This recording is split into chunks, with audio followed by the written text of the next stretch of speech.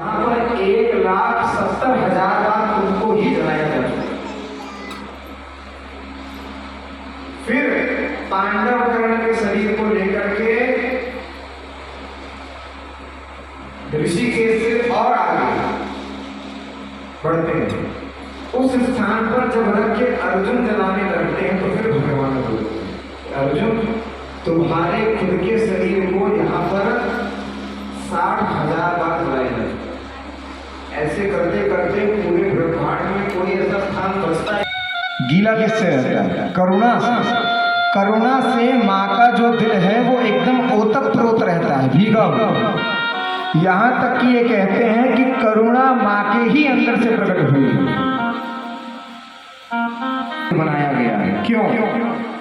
पुरुषों के ऊपर अगर सामान्य दृष्टि में देखा जाए तो पुरुषों के ऊपर पारिवारिक रूप से, अगर इज्जत के दृष्टिकोण से देखा जाए तो पुरुषों के ऊपर ज्यादा लोड नहीं होता है।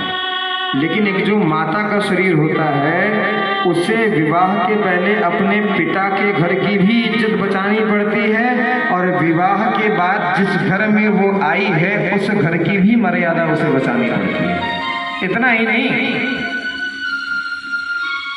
उस स्त्री को, उस नारी को एक माँ का भी रोल अदा करना पड़ता है, एक पत्नी का भी रोल अदा करना पड़ता है। और सबसे ज्यादा विषम परिस्थिति उस माँ के सामने तब आती है जब पिता और पुत्र की लड़ाई होती है तो माँ ये समझ नहीं पाती कि हम बोले तो किसके पक्ष में बोले।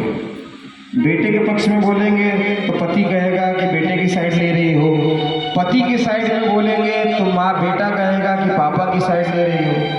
कुल मिलाकर के एक माताओं का जीवन बहुत ही कठिनता पूर्ण राहों से ग्रसित रहता है। ये पुरुषों के साथ नहीं होता है जल्दी। क्यों? क्योंकि पुरुष के सहने की एक क्षमता भगवान ने तय कर दी। और इतना ही नहीं, भगवती ने माताओं के ऊपर खाली इतनी ही जिम्मेदारी नहीं दी है, अपने परिवार का पालन, अपने परिवार का पोषण और पालन पोषण के साथ साथ अपने पत्नी, अपने पति और अपने बच्चों को कैसे धार्मिक मार्ग पे लाया जा सके, इसकी भी जिम्मेदारी माताओं के ऊपर ही होती है। होती है जो दया होती है वो विशेषकर पुरुषों की अपेक्षा ज्यादा होती है। अब किसी किसी में नहीं होती तो हम उसकी गारंटी नहीं ले रहे हैं, लेकिन ये गुण होते हैं माताओं में।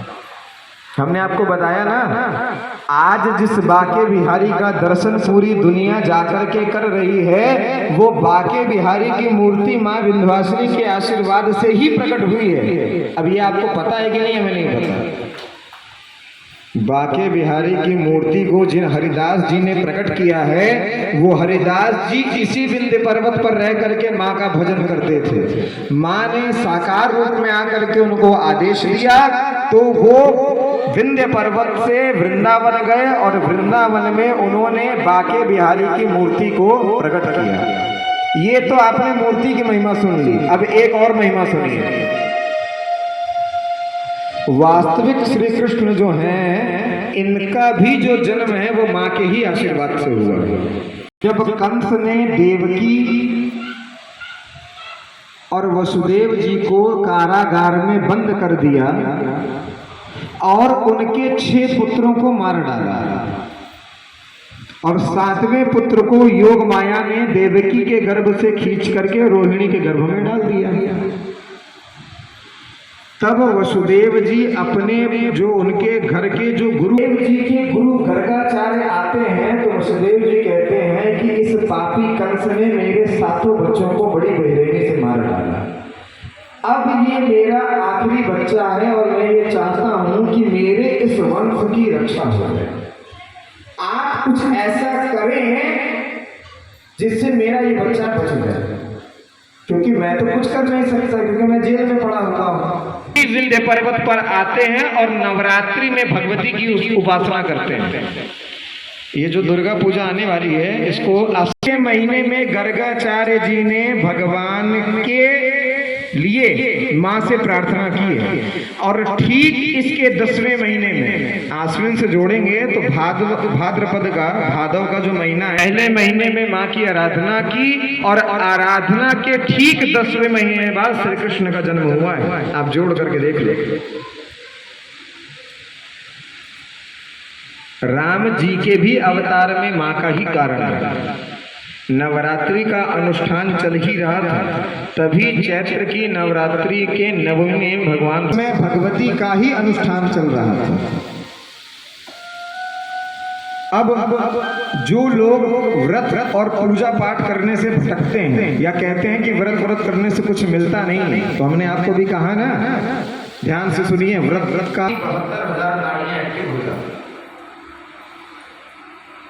चलो, आपका तो बता दिए महाराज, व्रत के पीछे क्या क्या विज्ञान है। अब उस विज्ञान को सुनिए। एकादशी का व्रत कितने लोग जानते हैं? हर व्रत का अलग अलग विज्ञान है। साइंस में ये बात अब जाकर के प्रूव की है। एकादशी के दिन जो चंद्रमा की रोशनी होती है, एकादशी की रात आती है, तो उस रात में जो चंद्रमा की रोशनी होती है, वो रोशनी 1.2 डिग्री सेल्सियस पे होती है। और वो रोशनी जब किसी ऐसे मनुष्य के शरीर पर पड़े जिसके शरीर में सूर्योदय से लेकर के सूर्यास्त तक अन्न न गया,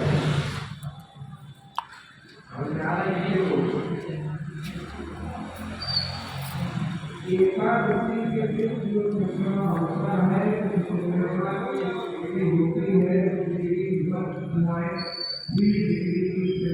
होती है, और वो रोशनी एकादशी की रात्रि में जब किसी ऐसे व्यक्ति के शरीर पर पड़ती है जो सूर्योदय से लेकर के सूर्यास्त तक अन्न न खाया,